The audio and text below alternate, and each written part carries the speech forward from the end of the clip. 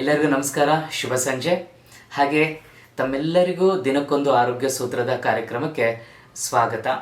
ಇವತ್ತಿನ ಕಾರ್ಯಕ್ರಮದಲ್ಲಿ ನಾವು ಮಧುಮೇಹಕ್ಕೆ ಸರಳ ಪರಿಹಾರ ಅಂತಕ್ಕಂಥ ವಿಚಾರದ ಕಡೆ ಗಮನ ಕೊಡೋಣ. ನಿನ್ನೆ ನಾವು ಪ್ಯಾಂಕ್ರಿಯಾಸ್ ನಿಷ್ಕ್ರಿಯ ಆಗಲಿಕ್ಕೆ ಅಂದರೆ ಬೀಟಾ ಸೆಲ್ಸು ಇನ್ಸುಲಿನ್ ಪ್ರೊಡಕ್ಷನ್ ಕಮ್ಮಿ ಆಗಲಿಕ್ಕೆ ಕಾರಣ ಏನು, ಎಲ್ಲೆಲ್ಲಿ ತಪ್ಪು ಮಾಡಿದ್ವು ಅಂತ ಸವಿಸ್ತಾರವಾಗಿ ನೋಡಿದ್ದು. ಮೊನ್ನೆ ಡಯಾಬಿಟಿಸ್ ಬರಲಿಕ್ಕೆ ಕಾರಣ ಏನು ಅಂತ ಅಂದರೆ ರಕ್ತದಲ್ಲಿ ಗ್ಲೂಕೋಸ್ ಹೆಚ್ಚಾಗಲಿಕ್ಕೆ ಕಾರಣ ಏನು ಅಂತ ಮೊನ್ನೆ ಗಮನಿಸಿದರೆ, ನಿನ್ನೆಯ ಕಾರ್ಯಕ್ರಮದಲ್ಲಿ ನಾವೇನು ಮಾಡಿದ್ವು ಅಂದರೆ ಬೀಟಾ ಜೀವಕೋಶಗಳು ಅಥವಾ ಪ್ಯಾಂಕ್ರಿಯಾಸ್ ಗ್ಲ್ಯಾಂಡ್ ಇನ್ಸುಲಿನ್ ಪ್ರೊಡಕ್ಷನ್ನ ಕಮ್ಮಿ ಮಾಡ್ತಾ ಸಂಪೂರ್ಣವಾಗಿ ಕಮ್ಮಿ ಆಗಲಿಕ್ಕೆ ಕಾರಣ ಏನು ಅಂತ ತಿಳ್ಕೊಂಡು, ಇವತ್ತಿನ ಸಂಚಿಕೆಯಲ್ಲಿ ನಾವು ಮಧುಮೇಹ ಇದ್ದವರು ಯಾವ ರೀತಿ ಅನುಸರಿಸಬೇಕು, ಮಧುಮೇಹವನ್ನು ನಿಯಂತ್ರಣ ಮಾಡಿಕೊಂಡು ನಿರ್ಮೂಲನೆ ಮಾಡ್ಕೊಳ್ಳಿಕ್ಕೆ ಅಂತ ತಿಳಿಸ್ತಾ ಇದ್ದೀನಿ. ಆ್ಯಕ್ಚುಲಿ ಈ ಎಲ್ಲ ವಿಚಾರಗಳನ್ನ ಒಂದು ವಾರದ ಫಲಿತಾಂಶಯುತ ಶಿಬಿರಕ್ಕೆ ಬಂದಾಗ ತಿಳಿಸ್ತೀವಿ. ಅಲ್ಲಿ ಇನ್ನೂ ಅನೇಕ ವಿಚಾರಗಳು ಬರುತ್ತೆ. ಇಲ್ಲಿ ಬೇಸಿಕ್ಕಾಗಿ ಅಟ್ಲೀಸ್ಟ್ ನಿಮಗೆ ಎಷ್ಟು ಸಾಧ್ಯನೋ ಅಷ್ಟು ಫಾಲೋ ಮಾಡಲಿಕ್ಕೆ ಅನುಕೂಲ ಆಗಲಿ ಅಂತ ತಿಳಿಸ್ತಾ ಇದ್ದೀನಿ. ಆದಮೇಲೆ ಗಮನಿಸ್ತಾ ಹೋಗೋದಾದರೆ, ಡಯಾಬಿಟಿಸ್ಗೆ ಸರಳ ಪರಿಹಾರ ದಯವಿಟ್ಟೆಲ್ಲ ನೋಟ್ ಮಾಡ್ಕೊಳ್ಳಿ, ಹಾಗೆ ಒಂದು ಹೆಡ್ಡಿಂಗ್ ಹಾಕ್ಕೊಂಬಿಡಿ. ಪಾಯಿಂಟ್ 1, ಮಲಬದ್ಧತೆ ಆಗದಂತೆ ನೋಡಿಕೊಳ್ಳುವುದು. ಅಂದರೆ ಮಲಬದ್ಧತೆ ಯಾವ ಕಾರಣಕ್ಕೂ ಆಗಬಾರ್ದು ಆದ್ಮೇಲೆ. ಸೊ ಮಲಬದ್ಧತೆ ಆಯಿತು ಅಂದರೆ ಮಧುಮೇಹ ಕಟ್ಟಿಟ್ಟು ಬುತ್ತಿ. ಮಲಬದ್ಧತೆ ಆಗಿದೆಯಾ ಇಲ್ಲ ಅಂತ ತಿಳ್ಕೊಳ್ಳಿಕ್ಕೆ ಸರಳವಾದಂಥ ಗುರುತು ಯಾವುದು ಅಂತ ಹೇಳಿದರೆ, ಬೆಳಿಗ್ಗೆ ಏಳ್ತಿದ್ದ ಹಾಗೆ 2 ಕಪ್ ಉಗುರು ಬಿಸಿ ನೀರು ಕುಡಿತೀರಾ.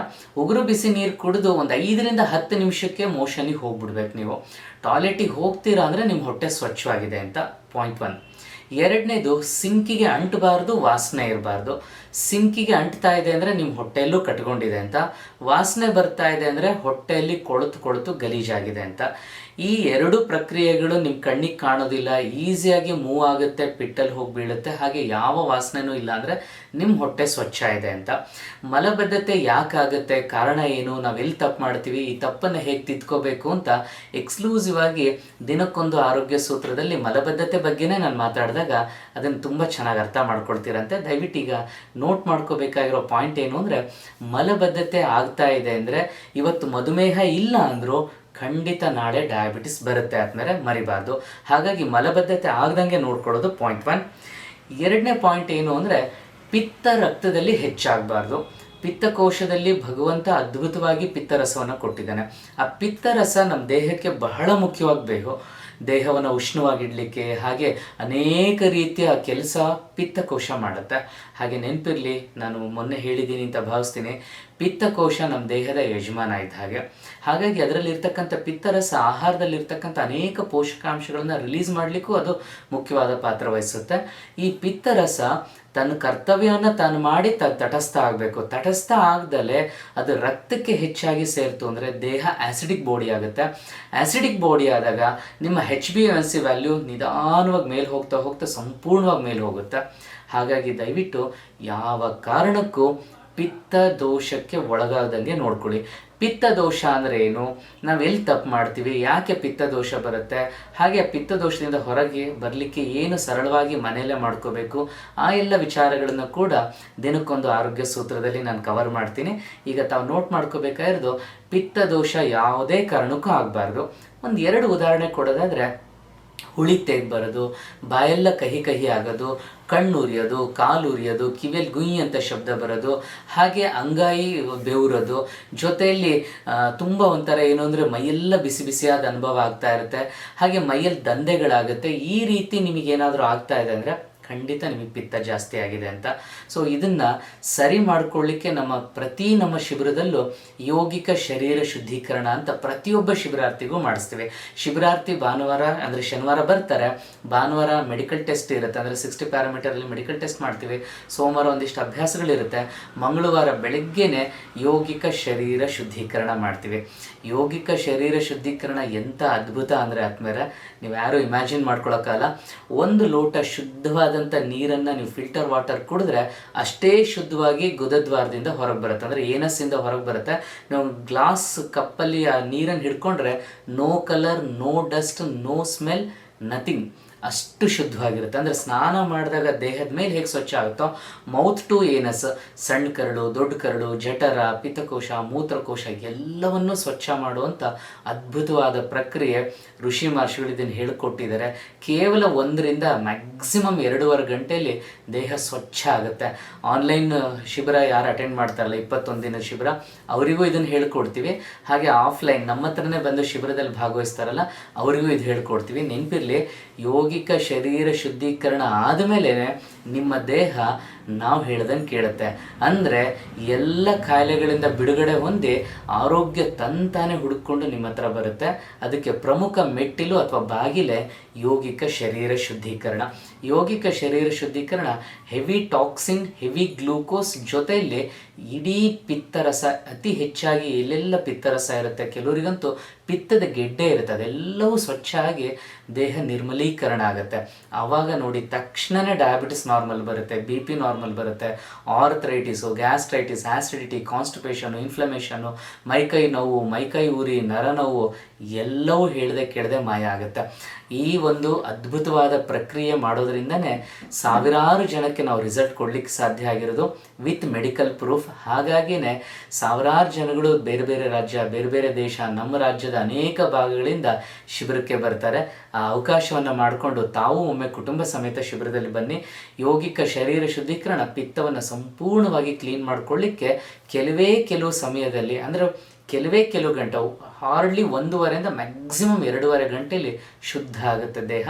ನೆನ್ಪಿಟ್ಕೋಬೇಕಾಗಿರೋದು, ರಕ್ತಕ್ಕೆ ಪಿತ್ತ ಹೆಚ್ಚಾದರೆ ಅನೇಕ ರೋಗಗಳು ಬರ್ತವೆ, ಸುಮಾರು 80 ಬಗೆಯ ಕಾಯಿಲೆಗಳು ಬರ್ತವೆ ಅಂತ ವಿಜ್ಞಾನಿಗಳು ಒಂದು ಪಟ್ಟಿ ಮಾಡಿ ಕೊಡ್ತಾರೆ. ಅಷ್ಟು ಕಾಯಿಲೆಗಳಿಗೆ ತವರು ಮನೆ ಮಲಬದ್ಧತೆ ಹೇಗೋ ಹಾಗೆ ಪಿತ್ತ ದೋಷದಿಂದ ಕೂಡ ಅಷ್ಟೇ ಹೆಚ್ಚು ಕಮ್ಮಿ ಕಾಯಿಲೆಗಳು ಬರ್ತವೆ. ಈ ಕಾಯಿಲೆಯ ಒಂದು ಭಾಗ ಮಧುಮೇಹ. ಹಾಗಾಗಿ ದಯವಿಟ್ಟು ನಾನು ಇಷ್ಟೇ ಒಳ್ಳೆ ಯೋಗ ಮಾಡ್ತೀನಿ, ಪ್ರಾಣಾಯಾಮ ಮಾಡ್ತೀನಿ, ಸಿರಿಧಾನ್ಯ ತಿಂತೀನಿ, ಇನ್ನೇನೋ ಗಾಣದ ಎಣ್ಣೆ ತಿಂತೀನಿ, ಆದರೂ ಡಯಾಬಿಟಿಸ್ ಕಮ್ಮಿ ಆಗಿಲ್ಲ ಯಾಕೆ ಗುರುಗಳೇ ಅಂತ ತುಂಬ ಜನ ಈ ಪ್ರಶ್ನೆ ಕೇಳ್ತಾ ಇರ್ತಾರೆ. ನಾನು ಸಿಕ್ಕಿದಾಗ ಬಂದಾಗ ಫೋನ್ ಮಾಡಿ. ಇದಕ್ಕೆ ಕಾರಣ ಆ್ಯಸಿಡಿಕ್ ಬಾಡಿ. ಆ್ಯಸಿಡಿಕ್ ಬಾಡಿನ ಆಲ್ಕ್ಲೈನ್ ಮಾಡ್ಕೋಬೇಕು, ಇದು ಪರಿಹಾರ. ಹಾಗೆ ಯೋಗಿಕ ಶರೀರ ಶುದ್ಧೀಕರಣ ಅಂದಾಗ ಅನೇಕ ಜನರು ಕೇಳ್ತಾ ಇರ್ತಾರೆ, ಸರ್ ಅದನ್ನು ಹೇಗೆ ಮಾಡ್ಕೋಬೇಕು ಅಂತ. ಶಿಬಿರಕ್ಕೆ ಬಂದಾಗ ತಿಳಿಸ್ಕೊಡ್ತೀವಿ. ಎರಡನೇದು, ಎಷ್ಟು ತಿಂಗಳಿಗೊಮ್ಮೆ ಅಥವಾ ಎಷ್ಟು ದಿನಕ್ಕೊಮ್ಮೆ ಮಾಡ್ಕೋಬೇಕು ಅಂತ ಹೇಳ್ತಾರೆ. ವರ್ಷಕ್ಕೆ 6 ಬಾರಿ, ಅಂದರೆ ವರ್ಷದಲ್ಲಿ 12 ತಿಂಗಳಿದೆ, 2 ತಿಂಗಳಿಗೊಮ್ಮೆ ಅಂತೆ ವರ್ಷದಲ್ಲಿ ಕನಿಷ್ಠ ಪಕ್ಷ 6 ಬಾರಿ ಯೋಗಿಕ ಶರೀರ ಶುದ್ಧೀಕರಣ ಮಾಡಿಕೊಂಡ್ರೆ ಆಲ್ಮೋಸ್ಟ್ ಆಲ್ ನಿಮಗೆ ಗೊತ್ತಿಲ್ಲದಲ್ಲೇ ಸಂಗ್ರಹ ಆದಂಥ ಎಲ್ಲ ಮಲಿನತೆ, toxin, heavy glucose, excess of glucose ಮತ್ತು ಪಿತ್ತ ಪೂರ್ತಿ ಸ್ವಚ್ಛ ಆಗುತ್ತೆ. ಅದನ್ನು ಶಿಬಿರದಲ್ಲಿ ಬಂದಾಗ ತಿಳಿಸ್ಕೊಡ್ತೀವಿ. ಸದ್ಯಕ್ಕೆ ತಾವು ಬರ್ಕೋಬೇಕಾಗಿರೋದು, ಯಾವುದೇ ಕಾರಣಕ್ಕೂ ಪಿತ್ತರಸ ಜಾಸ್ತಿ ರಕ್ತಕ್ಕೆ ಸೇರಿದಂಗೆ ನೋಡ್ಕೊಳ್ಳೋವಂಥ ಆಹಾರ, ಹಾಗೆ ಆ ತಪ್ಪುಗಳಾದರೆ ಸರಿ ಮಾಡ್ಕೊಳ್ಳೋದು ಹೇಗೆ ಅಂತ ತಿಳ್ಕೊಳ್ಳೋ ಕಡೆ ಗಮನ ಇರಲಿ. ಅದಕ್ಕೆ ಬೇಕಾಗಿರುವಂಥ ಕಷಾಯಗಳಿದ್ದಾವೆ, ಅದನ್ನು ಕೂಡ ಮುಂದಿನ ದಿನದಲ್ಲಿ ನಾನು ತಿಳಿಸ್ಕೊಡ್ತೀನಿ. ಜೊತೆಯಲ್ಲಿ ಹೆಚ್ಚು ನಾರಿನಾಂಶ ಇರತಕ್ಕಂಥ ಆಹಾರ, ಅಂದರೆ ಮಧುಮೇಹ ಯಾರಿಗೆ ಹೆಚ್ಚಾಗಿದೆಯೋ ಅವರೆಲ್ಲರೂ ಅರ್ಥ ಮಾಡ್ಕೋಬೇಕಾಗಿರೋದು ತಕ್ಷಣ ಗ್ಲೂಕೋಸ್ ರಕ್ತಕ್ಕೆ ಸೇರಿಕೊಡ್ದಂಥ ಆಹಾರ ತಿನ್ನಬೇಕು ಅಂತ ಎಲ್ಲ ವಿಜ್ಞಾನಿಗಳು ಹೇಳ್ತಾರೆ. ಲೇಖನಗಳನ್ನು ಓದಿರ್ತೀರ. ಹಾಗೆ ಅನೇಕ ಡಯಾಬಿಟಿಕ್ ಸ್ಪೆಷಲಿಸ್ಟ್ಗಳ ಹತ್ರ ನೀವು ಹೋದರೆ, ಸಂಪರ್ಕ ಮಾಡಿದರೆ, ಅಥವಾ ಅವರ ಲೇಖನಗಳನ್ನು ಪತ್ರಿಕೆಯಲ್ಲಿ ಓದಿದಾಗ, ಅವರ ಪುಸ್ತಕಗಳನ್ನು ಓದಿದಾಗ ಎಲ್ಲರೂ ಇಡೀ ಪ್ರಪಂಚದ ತುಂಬ ಮಾತಾಡೋದು ಹೇಳೋದೇನು ಅಂದರೆ ಹೆಚ್ಚು ನಾರಿನಾಂಶ ಇರತಕ್ಕಂಥ ಆಹಾರವನ್ನು ತಿನ್ನಬೇಕು. ನಾರಿನಾಂಶ ಹೆಚ್ಚಿರುವಂಥ ಆಹಾರ ತಗೊಳ್ಳೋದ್ರಿಂದ ದಿಢೀರ್ ಅಂತ ರಕ್ತಕ್ಕೆ ಗ್ಲೂಕೋಸ್ ಡೆಪಾಸಿಟ್ ಆಗೋದಿಲ್ಲ. ನಿಧಾನವಾಗಿ ಗ್ಲೂಕೋಸ್ ರಕ್ತಕ್ಕೆ ಹೋಗೋದ್ರಿಂದ ಬೇಗ ನಿಮ್ಮ ರಕ್ತದಲ್ಲಿರ್ತಕ್ಕಂಥ ಗ್ಲೂಕೋಸ್ ನಿಯಂತ್ರಣಕ್ಕೆ ಬರುತ್ತೆ ಅಂತ ಹೇಳ್ತಾರೆ. ಹಾಗಾದರೆ ಹೆಚ್ಚು ನಾರಿನಾಂಶ ಇರತಕ್ಕಂಥ ಆಹಾರ ಯಾವುದು ಅಂತ ಗಮನಿಸೋದಾದರೆ, ಡಾಕ್ಟರ್ ಖಾದರ್ ಅವರು ಒಂದು ಅದ್ಭುತವಾದ ವೇವ್ ಕ್ರಿಯೇಟ್ ಮಾಡಿದರು ಕಳೆದ 18-20 ವರ್ಷದಿಂದ. ಇವತ್ತು ಇಡೀ ಪ್ರಪಂಚವೇ 2023 ಸಿರಿಧಾನ್ಯಗಳ ವರ್ಷ ಅಂತ ಆಚರಿಸ್ತಾ ಇದೆ. ಅದಕ್ಕೆ ಮೂಲ ಕಾರಣೀಕರ್ತ ಪುಣ್ಯಾತ್ಮರು ಅಂದರೆ ಡಾಕ್ಟರ್ ಖಾದರ್. ಅವರ ಸಂಪರ್ಕಕ್ಕೆ ಕಳೆದ 11 ವರ್ಷದ ಹಿಂದೆ ನಾನು ಬಂದೆ. ಆವಾಗ ಸಿರಿಧಾನ್ಯಗಳು ನಮ್ಮ ಹೊಲದಲ್ಲಿ ನಾವು ಬೆಳೀತಾ ಇದ್ವು, ಅದನ್ನು ತಿಂತಾ ಇದ್ವು. ಅದರ ಸಿರಿಧಾನ್ಯಗಳ ಮಹತ್ವ ಏನು, ಅದು ಯಾವ ರೀತಿ ಸೈಂಟಿಫಿಕ್ ಆಗಿ ನಮ್ಮ ದೇಹದ ಮೇಲೆ ಕೆಲಸ ಮಾಡುತ್ತೆ, ಕಾಯಿಲೆಗಳ ಮೇಲೆ ಕೆಲಸ ಮಾಡುತ್ತೆ ಅಂತ ಗೊತ್ತಿರಲಿಲ್ಲ. ಅವರ ಸಂಪರ್ಕಕ್ಕೆ ಹೋದ ಮೇಲೆ ನಮ್ಮ ಅಡಿಗೆಯ ಮನೆಯಲ್ಲಿ, ಹಾಗೆ ನಮ್ಮ ಶಿಬಿರಾರ್ಥಿಗಳ ಅಡಿಗೆ ಮನೆಯಲ್ಲಿ ಅದ್ಭುತವಾದ ಬದಲಾವಣೆ ಮಾಡಿಕೊಳ್ಳಿಕ್ಕೆ ಪ್ರಮುಖವಾದ ಪಾರ್ಟ್ ಸಿರಿಧಾನ್ಯದಲ್ಲಿ ತುಂಬ ಒಳ್ಳೆಯ ಫೈಬರ್ ಇರುತ್ತೆ. ಅಂದರೆ ಎಕ್ಸ್ಕ್ಲೂಸಿವ್ ಆಗಿ ನಾನು ಸಿರಿಧಾನ್ಯದ ಬಗ್ಗೆ ಹೇಳ್ತೀನಿ ಮುಂದಿನ ದಿನಗಳಲ್ಲಿ. ಈಗ ಅರ್ಥ ಮಾಡ್ಕೋಬೇಕಾಗಿರೋದು ಅಂದರೆ ಸಿರಿಧಾನ್ಯಗಳಲ್ಲಿ 8ರಿಂದ 12% ಫೈಬರ್ ಇರೋದ್ರಿಂದ ರಕ್ತಕ್ಕೆ ನಿಧಾನವಾಗಿ ಗ್ಲೂಕೋಸ್ ಹೋಗುತ್ತೆ. ರಕ್ತಕ್ಕೆ ನಿಧಾನವಾಗಿ ಗ್ಲೂಕೋಸ್ ಸೇರೋದ್ರಿಂದ ತುಂಬ ಬೇಗ ನಿಯಂತ್ರಣಕ್ಕೆ ತರಲಿಕ್ಕೆ ಸಾಧ್ಯ. HbA1c 10, 12, 13 ಇದ್ರೆ ಕೂಡ ಹಂತವಾಗಿ ಕೆಳಗೆ ಬರುತ್ತೆ. ಹಾಗಾಗಿ ಹೆಚ್ಚು ನಾರಿನಾಂಶ ಇರತಕ್ಕಂಥ ಆಹಾರವನ್ನು ತಗೋಬೇಕು. ಹಾಗೆ ಸಿರಿಧಾನ್ಯ ಅಂದಾಗ ಮತ್ತೆ ಅದೇ ಪ್ರಶ್ನೆಗಳನ್ನು ಕೇಳ್ತಾ ಇರ್ತಾರೆ. ಆ ಪ್ರಶ್ನೆಗೆ ಉತ್ತರವನ್ನು ನಾನು ಕೊಡ್ತೀನಿ. ಅನೇಕ ಜನರು ಬರ್ತಾರೆ, ಸರ್ ನಿಮ್ಮ ವಿಡಿಯೋಸ್ ನೋಡಿದಾಗ, ಡಾಕ್ಟರ್ ಖಾದರ್ ಅವ್ರ ವಿಡಿಯೋ ನೋಡಿದಾಗ ಸಿರಿಧಾನ್ಯಗಳ ಮಹತ್ವ ಏನು ಅಂತ ಅರ್ಥ ಮಾಡಿಕೊಂಡು ಅದನ್ನು ಬಳಸೋಕ್ಕೆ ಶುರು ಮಾಡಿದ್ವಿ.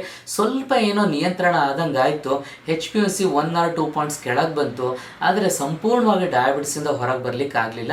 ಯಾಕೆ ಅಂತ ಹೇಳ್ತಾರೆ. ಯಾಕೆ ಅಂತ ನಾನು ನಿನ್ನೆ ಮತ್ತು ಮೊನ್ನೆ ಉತ್ತರ ಕೊಟ್ಬಿಟ್ಟಿದ್ದೀನಿ. ಆ ಎಲ್ಲ ತಪ್ಪುಗಳನ್ನು ಮಾಡಿಕೊಂಡು ಅದ್ರ ಜೊತೆಗೆ ಒಂದು ಸಿರಿಧಾನ್ಯ ತಿಂದರೆ ಖಂಡಿತ ಸ್ವಲ್ಪ ನಿಯಂತ್ರಣ ಆಗುತ್ತೆ, ಆದರೆ ಪರಿಹಾರ ಆಗ್ಲಿಕ್ಕೆ ಸಾಧ್ಯ ಇಲ್ಲ. ಒಂದು ಕೈಯಲ್ಲಿ ತಪ್ಪು ಮಾಡ್ತಾ ಮತ್ತೊಂದು ಕೈಯಲ್ಲಿ ಪರಿಹಾರ ಮಾಡ್ಕೊಳ್ತಾ ಹೋದರೆ ಅದು ಎಲ್ಲಿ ಶಾಶ್ವತವಾದ ಪರಿಹಾರ ಆಗ್ಲಿಕ್ಕೆ ಸಾಧ್ಯ? ಖಂಡಿತ ಸಾಧ್ಯ ಅಲ್ಲ. ನಿನ್ನೆಯ ಸಂಚಿಕೆ, ಮೊನ್ನೆಯ ಸಂಚಿಕೆ, ಅದ್ರ ಹಿಂದಿನ ದಿನದ ಸಂಚಿಕೆ, ಈ 3 ಸಂಚಿಕೆಗಳನ್ನು ತಾವು ಗಮನಿಸಿದ್ದೇ ಆದರೆ, ನೋಟ್ಸ್ ತೊಗೊಂಡು ಅಡಾಪ್ಟ್ ಮಾಡ್ಕೊಂಡಿದ್ದೆ ಆದರೆ ತಕ್ಕ ಮಟ್ಟಿಗೆ ಅಂದರೆ ಆಲ್ಮೋಸ್ಟ್ 50 to 60% ಮಧುಮೇಹವನ್ನು ನಿಮ್ಮ ಮನೆಯಲ್ಲೇ ನಿಯಂತ್ರಣಕ್ಕೆ ತಂದ್ಕೋಬೋದು. ಜೊತೆಯಲ್ಲಿ ಆದಮೇಲೆ ಒಂದು ಸ್ವಲ್ಪ ಸಮಯ ಮಾಡಿಕೊಂಡು ನಮ್ಮ ಶಿಬಿರದಲ್ಲಿ ಬಂದು ಭಾಗವಹಿಸಿ ಸಂಪೂರ್ಣವಾಗಿ ಔಷಧಿ ಮಾತ್ರೆಯಿಂದ ಹೊರಗೆ ಬಂದು ಆರಾಮಾಗಿ ಸುಖವಾಗಿ ಸಂತೋಷವಾಗಿ ಭಗವಂತ ಕೊಟ್ಟಂಥ ಎಲ್ಲ ಹಣ್ಣು ಹಂಪಲು ಸೊಪ್ಪು ತರಕಾರಿ ಧಾನ್ಯಗಳನ್ನ ಹೊಟ್ಟೆ ತುಂಬ ತಿಂದ್ಕೊಂಡು ಬದುಕ್ಬೋದು. ಮಧುಮೇಹ ಅನ್ನೋದು ಜೀವನ ಪರ್ಯಂತ ರೋಗ ಅಲ್ಲ, ಹಾಗೆ ಶಾಶ್ವತವಾಗಿ ನಮ್ಮ ಜೊತೆನೇ ಇರ್ತಕ್ಕಂಥ ರೋಗನೂ ಅಲ್ಲ. ನಮ್ಮ ದೇಹದಲ್ಲಿ ನಾವೇ ಗೊತ್ತಿಲ್ಲದೆ ಪ್ಯಾಂಕ್ರಾಸ್ನ ಡ್ಯಾಮೇಜ್ ಮಾಡ್ಕೊಳ್ಳೋವಂಥ ಕೆಲಸ ಮಾಡ್ತೀವಿ. ಮತ್ತೊಂದು ಕೈಯಲ್ಲಿ ಮಧುಮೇಹ ಹೆಚ್ಚಾಗುವಂಥ ಕೆಲಸ ಎರಡನ್ನೂ ಮಾಡ್ಕೊಳ್ತಾ ಅದ್ರ ಜೊತೆಗೆ ಯಾವುದಾದ್ರೂ ಒಂದು ಆರೋಗ್ಯಕ್ಕೆ ಸಂಬಂಧಪಟ್ಟಂಥ ಮದ್ದುಗಳನ್ನು ಅಥವಾ ಔಷಧಿ ಮಾತ್ರೆಗಳನ್ನು ಅಥವಾ ಇನ್ಸುಲಿನನ್ನು ಬಳಸ್ತಾ ಇದ್ದರೆ ಅದು ಯಾವತ್ತೂ ಪರಿಹಾರ ಆಗಲ್ಲ. ಈ ತಪ್ಪು ಮಾಡೋದನ್ನು ಬಿಟ್ಟು ಇದ್ರ ಜೊತೆಗೆ ಪರಿಹಾರ ಮಾಡಿಕೊಂಡ್ರೆ ಖಂಡಿತ ಗುಣ ಆಗುತ್ತೆ.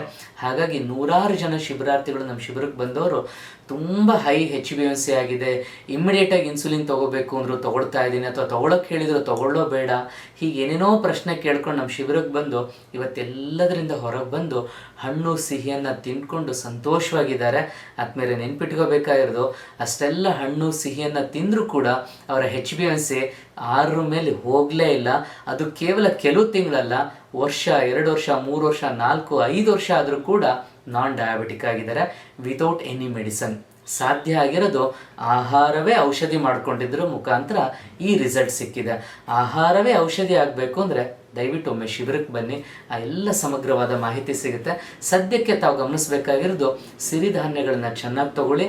ಜೊತೆಯಲ್ಲಿ ನಿನ್ನೆ ಮತ್ತು ಮೊನ್ನೆಯ ಸಂಚಿಕೆಯಲ್ಲಿ ತಿಳಿಸಿದಂಥ ಈ ತಪ್ಪುಗಳನ್ನು ಮಾಡೋದನ್ನು ಬಿಟ್ಟರೆ ಖಂಡಿತ ನಿಮಗೆ ಅದ್ಭುತವಾದ ಲಾಭ ಸಿಗುತ್ತೆ.